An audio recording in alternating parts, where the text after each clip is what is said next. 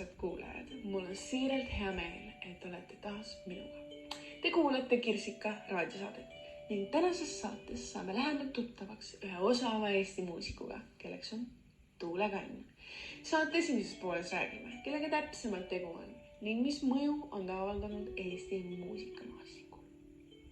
Tuule Kann on Eesti kandlemängija ja õpetaja. Ta on õppinud kandlemängu Eestis Els Rode juures ja Leedus Regina Tamošatiene juures. Samuti on ta täiendanud ennast Tallinnas tuttavate nimede nagu Ene Lukka, Mikk Sarve ja Igor Tõnuristi juures. Ning lõpetanud Sibeliuse Akadeemia, Minna Raskineni, Sinika Kontio, Timo Alakotila ja Raul Björkenheimi juures. Tuule Kann on töötanud kandle- ja pärimusainete õpetajana Tallinnas, Viljandis ja Võrus. Tema õpilaste hulka kuuluvad Pille Karras, Leanne Barbo, Juhan Oppin ja paljud teised, kes on ka pärimusmuusika maailmas tuntud. Tuule Kann õpetab praegu kandlemängu nii Vanalinna muusikakoolis kui ka Georg Otsa nimelises muusikakoolis ning lisaks on ta külalisõppejõud Eesti Muusika- ja Teatriakadeemias. Küsimus, miks on tänase saate teemaks just Tuule Kann? See on puht isiklikust huvist, kuna olen ka ise kandleõppija ja miks mitte ka tulevikus kandleõpetaja. Tuule Kannist veel täpsemaltki. Ta on esinenud pärimus, džäss ja vanamuusika ja nüüdismuusika interpreedina rahvusvahelistel festivalidel nii Eestis kui ka mujal maailmas. Samuti on ta korraldanud tuntud August Pulsti sünniaastapäeva tähistamist, kandlekursusi ning ühismängimisi Soome, Läti, Leedu ja Eesti oma ala meistritega, viinud läbi töötubasid pärimusmuusika kursustel ja laagrites ning korraldanud ansamblite Tuulekandled ja Kannelkond tegevust. Muude tunnustuste hulgas on Tuule Kann saanud Eesti Kultuurikapitali Rahvakultuuri Sihtkapitali aastapreemia aastal 2001, pärimuskultuuri auhinna 2009 ja Valge Tähe V-klassi teenetemärgi aastal 2019. Tuule Kann tegeleb ka kandlemuusika uurimise ja kandlemängijate kaardistamisega Eestis, Karjalas, Baltimaades ja Loode Venemaal. Saate teises pooles nüüd räägime ka kanneldest. Mis pill see kannel õieti on? Kannel on näppekeelpillide hulka kuuluv muusikainstrument. Kandle põhiosadeks on kõlakast ja sellele tõmmatud keeled. Kandlekeeled tõmmatakse helisema sõrmedega või plektroniga. Esimene kirjalik teade Eesti kandle kohta pärineb 1579. aastast, kuid kandlevanuseks arvatakse olevat isegi paar tuhat aastat. Kandled on 3 põhitüüpi: vanem kannel, uuem kannel ehk viisikannel ning tuurkannel. Levinumad kandled on näiteks väikekannel, rahvakannel ja kromaatiline kannel. Need on kõik need kandled, mida ka mina isiklikult õpin. Ja ütleme nii, et on palju mida õppida. Väikekandel võib olla näiteks 5, 6, 7, 10 või isegi 12 keelt. Rahvakandel 42 ja gramaatilise kandel 46. Eestis on tuntud kandlemeister Rait Pihlap, kes on ka minu imelise kandlemeister. Lisaks talle on olemas erinevaid kandlemeisterdamise kursuseid, millega saate huvi korral lähemalt tutvuda.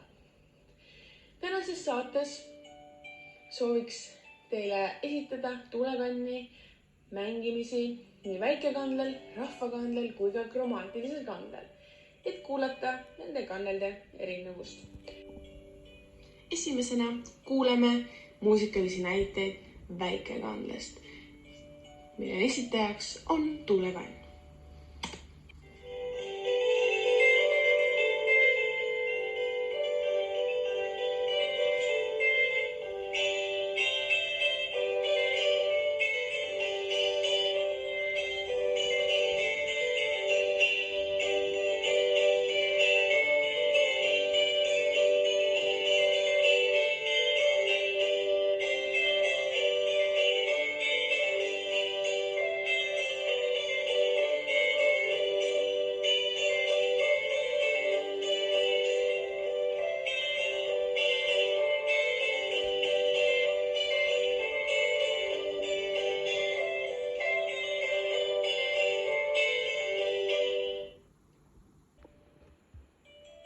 Järgmisena tutvume rahvakandlekõlaga. Siin on esitajaid 2. Tuule Kann koos Heino Sõnaga.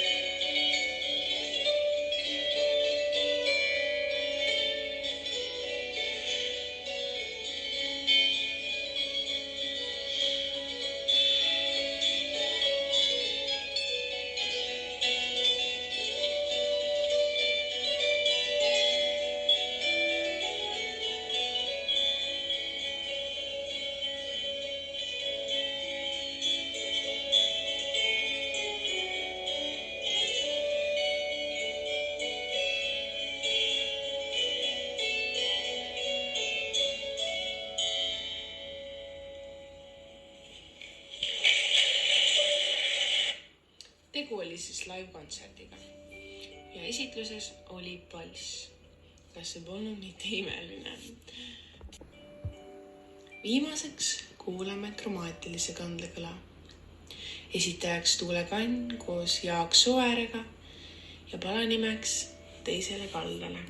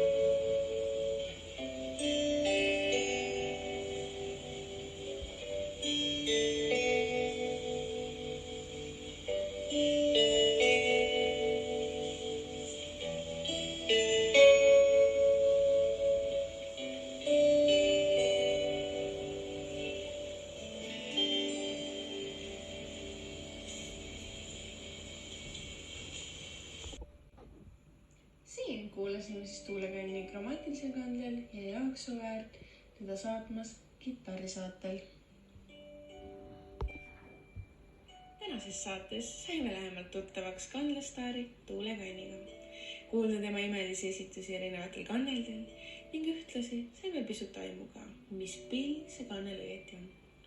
Kuna kannel ei ole tänapäeval niivõrd populaarne noorte seas nagu mõned teised muusikainstrumendid, siis minu arvates on siiski väga oluline, et on selliseid osavaid kandlemängijaid nagu Tuule, kes ei lase kandlel nii-öelda välja surra ning läbi aastate koolitavad uusi ja osavaid kandlemängijaid välja.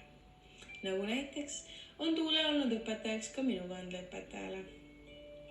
Eestimaa on ikka väike. Loodan mina ühel päeval koos Tuulega musitseerida.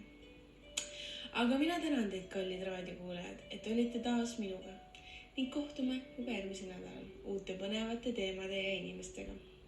Mis on järgmiseks teemaks, seda saate teada aga järgmises saates. Kohtumiseni, mu kallid!